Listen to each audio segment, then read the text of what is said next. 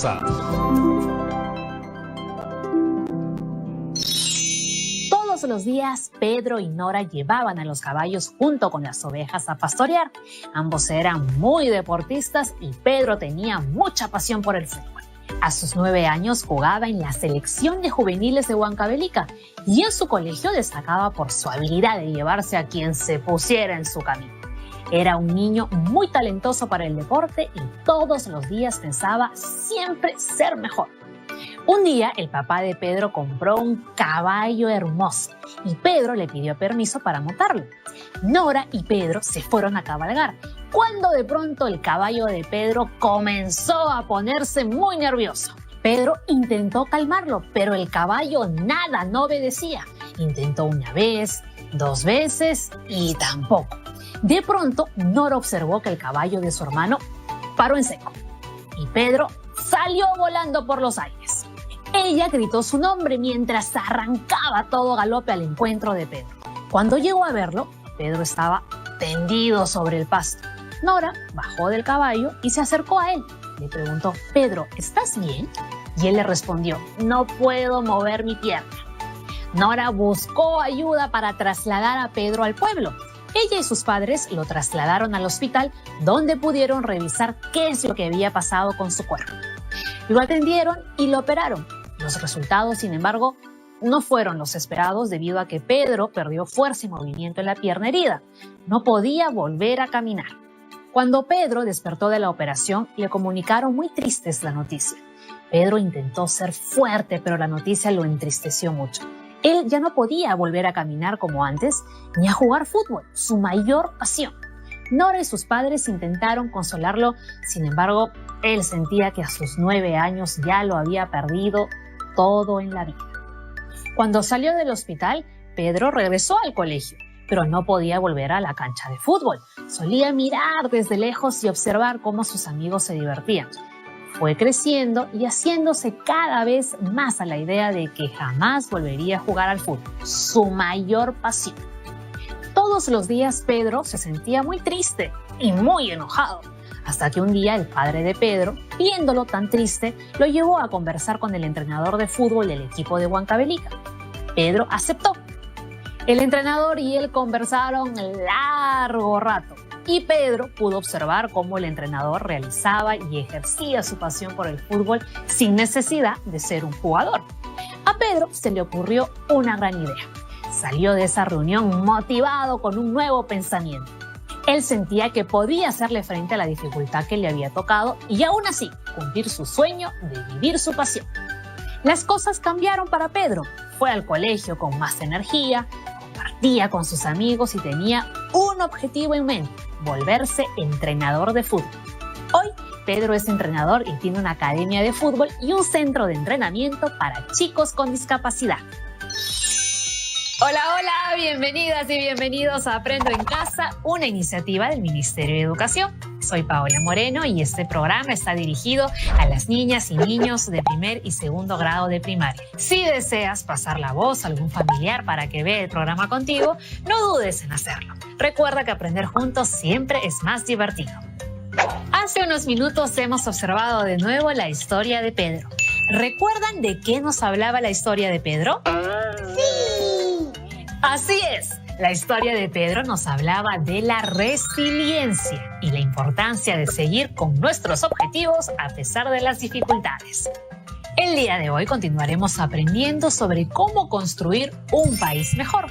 Para ello vamos a reflexionar sobre peruanas y peruanos resilientes que han aportado al país cumpliendo sus retos a pesar de las dificultades.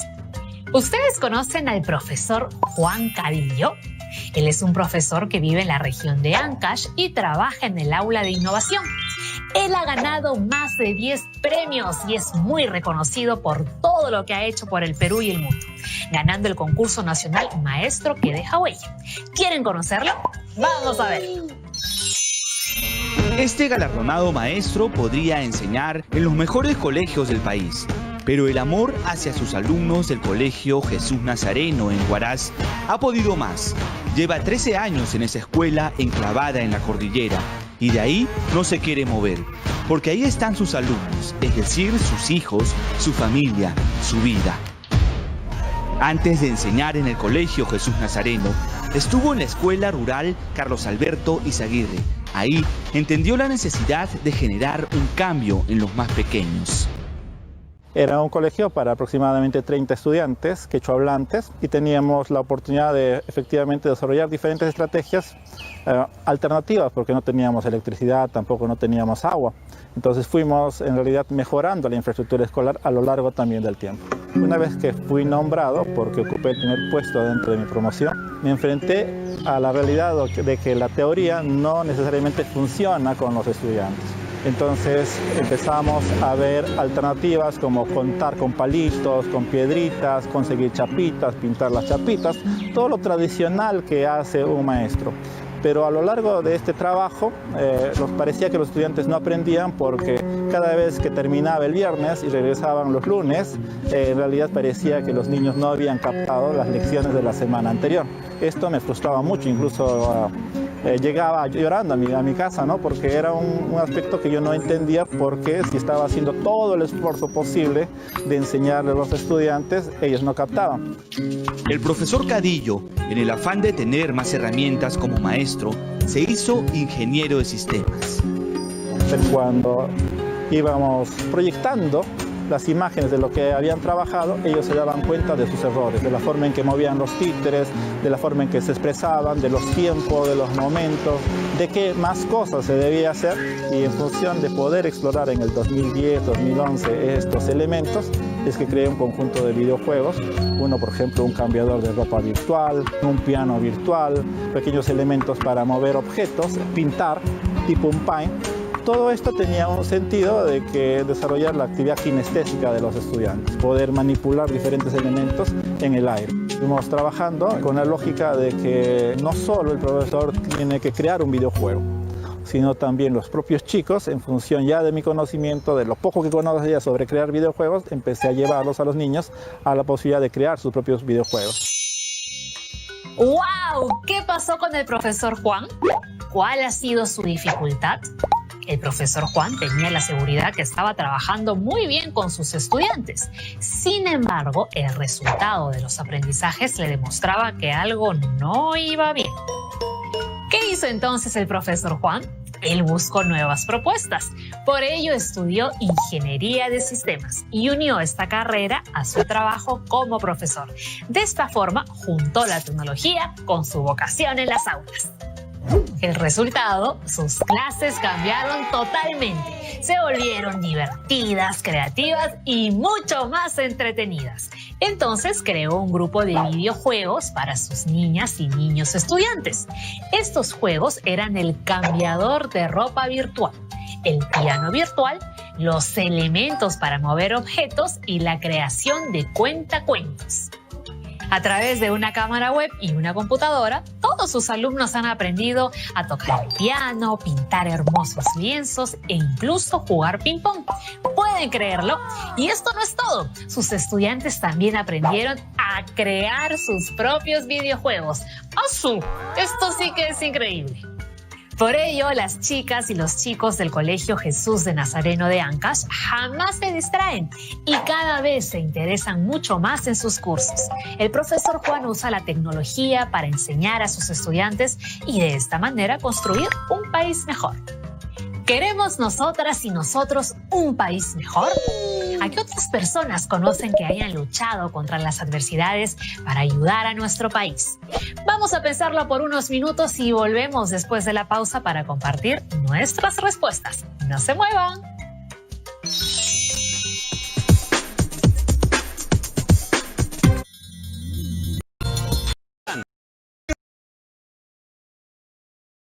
Dirígete a los que deben estar segura. Ya estamos de regreso. El día de hoy estamos aprendiendo sobre cómo construir un país mejor, reflexionando acerca de diferentes personas que han luchado contra las adversidades para cambiar el Perú. ¿Recuerda la pregunta que hicimos hace unos minutos? ¿A qué otras personas conocen que hayan luchado contra las adversidades para construir un país mejor? A mí se me viene una persona a la mente. ¿Ustedes saben quién es Daniel Alcides Carrión? Quizás por ahí a alguno de ustedes les suena su nombre. O quizás si saben quién es. Daniel Alcides Carrión fue un peruano sumamente importante para todas y todos los peruanos. Él fue un médico que nació en el departamento de Pasco. Tuvo que dejar sus estudios a la edad de 8 años porque su padre murió por un accidente y se mudó a Tarma para acompañar a su mamá. ¿Qué fue lo que hizo que aportó tanto a nuestro país? Veamos el siguiente video.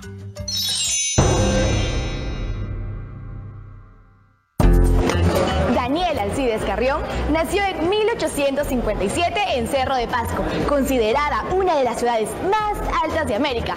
¿Quieres saber dónde estudió? ¿Cuál fue su nota en conducta? ¿Quiénes fueron sus padres o cómo fue su infancia? Entonces no esperemos más y vamos a verlo. Daniel Alcides Carrión nació un 12 de agosto de 1857 en Cerro de Pasco. Se preguntarán, ¿por qué Carrión siempre tuvo las ganas de ser doctor? La respuesta no es muy difícil de adivinar. Su padre, Baltasar Carrión de Torres, también fue un reconocido médico, pero ecuatoriano. Cuando bordeaba los 15 años, se fue de party. No, eso no. Se fue a probar suerte a la capital y le fue súper bien. Tanto que ingresó al Colegio Nacional Nuestra Señora de Guadalupe, donde estudió la secundaria y fue destacado varias veces como excelente alumno. En 1878 ingresó a la Facultad de Medicina de la Universidad Mayor de San Marcos para cursar estudios de educación física. ¿Ah? No, obviamente estudios de medicina, los que realizó con notable éxito, pero tuvo que romper su alcancía, ya que realizó un gran sacrificio económico. Esto sumado a las dificultades de la Guerra del Pacífico entre Chile y Perú, que duró hasta el año 1883. Y si creías que Carrión se corrió de la guerra, te equivocas, pues él participó en el ejército peruano, pero no como jefe de algún batallón, sino como practicante de medicina. Desempeñó su función con mucho amor, pero fue en la batalla de Miraflores en donde Carrión pudo demostrar todos sus dotes culinarios, sus dotes médicos. Gracias a su experiencia en los hospitales 2 de Mayo, la Maison de Santé y el Lazareto. Y ahí se vio la necesidad de asistir y apoyar a centenares de heridos. Cuando terminó la guerra, Daniel no se fue de vacaciones al Caribe. No. Él tomó la buena decisión de reanudar sus estudios en la Universidad Mayor de San Marcos y en el Hospital 2 de Mayo. Aquí tendría la oportunidad de estudiar a muchos pacientes con enfermedades raras de la época, como la famosa verruga peruana, originaria del Valle de la Oroya. Carrión ya venía estudiando esta enfermedad endémica hace un par de años, pero se interesó tanto que continuó haciéndolo, incluso como tema de su tesis, para obtener su grado de bachiller en medicina. Un verdadero chancón. Llevado por su espíritu de investigación y nacionalismo científico, Carrión demostró que conocía como la palma de su mano los síntomas de la verruga peruana, pero al ver que médicos chilenos estaban investigando sobre dicha enfermedad, quiso esforzarse un poco más, y por eso tomó la drástica decisión de transmitirse a su propia persona la enfermedad de la verruga peruana. Para lograr su objetivo, Carrión tuvo el apoyo de su amigo doctor Leonardo Villar, jefe de la clínica. Acudió al Hospital 2 de Mayo muchas veces, ya que trató de que se realizara la transmisión de la enfermedad bajo su control, aunque Villar y muchas personas de su entorno le pidieron desistir de su decisión. Carrión, en el afán de conseguir su propósito, siguió fiel a sus convicciones. Por eso, se presentó un 27 de agosto de 1885 a la sala Nuestra Señora de las Mercedes para tratar de contagiarse de la enfermedad. Al llegar allí, dijo en voz alta: «Suceda lo que sucediere, no importa, quiero inocularme». Estas inoculaciones fueron extraídas de la paciente Carmen Paredes, quien tenía un tumor verrucoso de color rojo. Su verruga era normalmente discreta. Cuando ocurrió la inoculación, se encontraban presentes el doctor Villar y sus alumnos de turno, quienes querían ver tan entusiasta acto. Increíble, pero cierto. Desde ese momento, Carrión agarró su diario y empezó a escribir una minuciosa historia clínica de su enfermedad. No esperaría más y el mismo 27 de agosto, después de su inoculación, escribiría: a los 20 minutos comenzaron a manifestarse algunos síntomas locales, tales como una comezón bastante notable, dolores pasajeros que desaparecieron a las 2 horas siguientes. Hasta el 17 de septiembre en la mañana no he tenido absolutamente nada. En la tarde de ese día he tenido un ligero malestar y dolor de la articulación tibio-tarsiana izquierda que me molestaba la marcha. Y es que la enfermedad se enfadaba y ya dejaba mostrar todos sus síntomas: calambres fuertes, fiebre con escalofríos, decaimiento, postración, dolores generalizados en la totalidad del cuerpo. ¡Guau! ¡Qué dolor! Dolores que va describiendo con brevedad y mucho rigor científico. Pasaban los días y nuestro héroe permanecía en casa de su madrina, comiendo mandarina, y no permitía que nadie lo visite. Solo personal autorizado, es decir, los alumnos calificados en esta enfermedad. El 22 de septiembre, Carrión no se encontraba esperando la llegada de la primavera. Ese día se daría cuenta de la aparición del primer síntoma diferente. Brotaría un tinte medio amarillo, y no de su cabello, sino de su cara. Eran como lesiones pequeñas, además de palidez en la piel. La anemia hacía su aparición para agravar aún más esta situación. El 26 de septiembre, Carrión ya no pudo más. Se sintió tan mal que escribió: a partir de hoy me observarán mis compañeros, pues por mi parte, confieso, me sería muy difícil hacerlo. Desde entonces, continúan su historia clínica sus fieles discípulos: Casimiro Medina, Enrique Mestanza, Julián Arce, Mariana Alcedán, Manuel Montero y Ricardo Miranda. El 28 de septiembre, sus compañeros se pronuncian diciendo: admirable es en verdad la marcha tan rápida en el que ha seguido la anemia, que a partir de este día domina por completo el cuadro sintomático. El 2 de octubre, Carrión, siendo consciente del estado en el que se encontraba, le dijo a sus compañeros: hasta hoy había creído que me encontraba tan solo en la invasión de la verruga como consecuencia de mi inoculación, pero ahora me encuentro firmemente persuadido de que estoy atacado de la fiebre de que murió nuestro amigo Orihuela. He aquí la prueba palpable de que la fiebre de la orolla y la verruga reconocen el mismo origen, como una vez lo oí decir al doctor Alaco. Esto causó asombro en sus amigos, que trataban de convencerlo de que se encontraba equivocado. Por eso, Carrión les dijo: les doy gracias a ustedes por su deseo, y siento decirles, no conseguirán convencerme de que la enfermedad que hoy me acosa no sea la fiebre de la orolla. Como vimos en el video, Daniel murió muy joven, a los 28 años, pero en esos cortos años hizo mucho por el Perú y el mundo. Fue practicante de medicina en el ejército peruano durante la guerra. Terminados sus estudios, investigó mucho sobre la enfermedad de la verruga de sangre y se esforzó por descubrir la cura. Esta decisión permitió empezar a conocer cómo era realmente esta extraña enfermedad. Hoy en día, un grupo de investigadores peruanos han vuelto a investigar sobre esta extraña enfermedad, siguiendo los pasos de este héroe de la medicina peruana. Daniel Alcides Carrión cumplió su reto de entregarle al Perú valiosa información sobre esta enfermedad a pesar de sus dificultades. ¿Qué les ha parecido la experiencia de Daniel? ¿Creen que es una persona que aportó mucho al Perú atravesando sus dificultades? Me ha llegado un mensaje de una personita que está observando atentamente Aprendo en Casa. Me cuenta que realizó con mucho éxito su reto de identificar a una persona alrededor que haya sobrepasado una dificultad y cree que esta persona aporta mucho al Perú. Por eso quiere compartir su reto con todas y todos nosotros. Vamos a ver cómo le fue en su reto de las 2 semanas y de qué manera esta persona nos ayuda a construir un país mejor. Hola Paola, hola a todos, soy André Nicolás y hoy les voy a presentar mi reto de las 2 semanas. Para este reto yo escogí un texto sobre mi papá y hoy voy a hablar sobre su historia.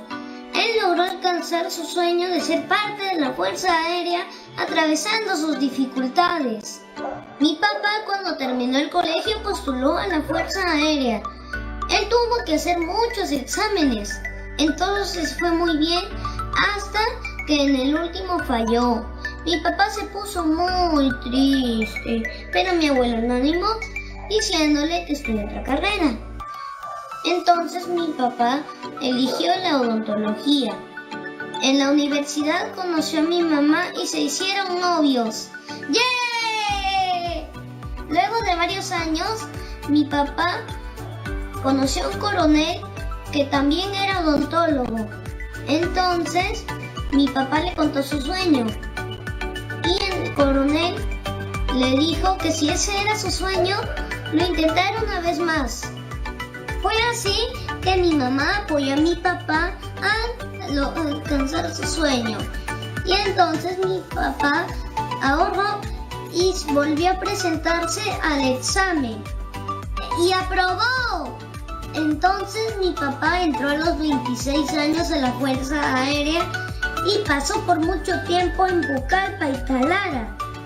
Aunque mi papá y mi mamá estuviesen lejos, ese era un pequeño sacrificio para que luego estuviesen juntos. Cuando mi papá volvió, mis papás se casaron y luego nací yo y luego mi hermanito Álvaro. Él ahora trabaja en el hospital. Sé que cada cierto tiempo tiene misiones para ayudar a las personas en lugares muy alejados. Yo lo extraño mucho a mi papá cuando se va, pero sé que lo hace por un bien mayor y también porque quiere poner su granito de arena para que el Perú sea un país mejor. Gracias por escuchar mi historia. ¡Chao! Muchas gracias por compartir tu gran reto con todas y todos. Te ha salido estupendo. Se nota que has aprendido muchísimo en estas semanas. ¡Qué bueno! ¿Y ustedes conocen a alguien más que construya un país mejor atravesando las dificultades y alcanzando sus objetivos? Entonces, ya estamos listos para nuestro reto. En el programa anterior identificamos a aquella persona que contribuye a tener un mejor país, es decir, un país en donde todas y todos podemos vivir en armonía. Por ejemplo, podíamos identificar a nuestra docente, quien se esfuerza mucho para que aprendamos todo lo que podamos, como el profesor Cadillo. También podía ser una doctora, quien con mucho esfuerzo y dedicación atiende a las personas. Además, debemos tener muy presente quién lee nuestro texto, es decir, para quién escribiremos. Podría ser a mamá o a papá o a algún otro familiar. Con toda esta información estamos listas y listos para escribir nuestro texto. Esperen, me acaba de llegar un mensaje de Andrea, quien vive en Tacna. Ella quiere mostrarnos cómo va con su reto. Vamos a leer lo que nos ha escrito. Yo elegí al pescador Edwin por ser un peruano que contribuye con nuestro país. Él tiene 40 años y no acabó el colegio cuando era niño. Por ello se ha matriculado ahora en una escuela para adultos. Su sueño es acabar el colegio pronto y luego postular a la universidad. Los domingos él enseña a pescar a los jóvenes de su barrio. Edwin comparte sus conocimientos de la pesca con todos y todas. Yo también he aprendido mucho de él. Edwin es una persona muy comprometida con el bienestar de todos y todas, con su familia y con su comunidad. Muy bien, Andrea. Edwin es un peruano que contribuye para construir un mejor país. Ha sido un gran texto y gracias por compartirlo con todas y todos. En el siguiente programa conoceremos más herramientas para seguir mejorando y construyendo nuestro escrito. ¡Genial! Recuerda que al escribir organizamos nuestras ideas y nuestras emociones en un papel. Y no se preocupen si no saben cómo se escribe una palabra o tienen alguna duda. Pueden escribir como ustedes creen que se escribe para poder transmitir sus ideas. El día de hoy hemos aprendido muchísimo sobre cómo al perseguir objetivos y atravesando dificultades, muchas y muchos peruanos hacen del Perú un país mejor. ¿Les ha gustado el programa de hoy? A mí también. ¿De qué otras formas podemos construir un mejor país? Vamos a seguir descubriéndolo en los siguientes programas. Hemos terminado por hoy, pero recuerda que los espero para aprender y explorar nuevos conocimientos aquí en su espacio de siempre, Aprendo en Casa. ¡Nos vemos!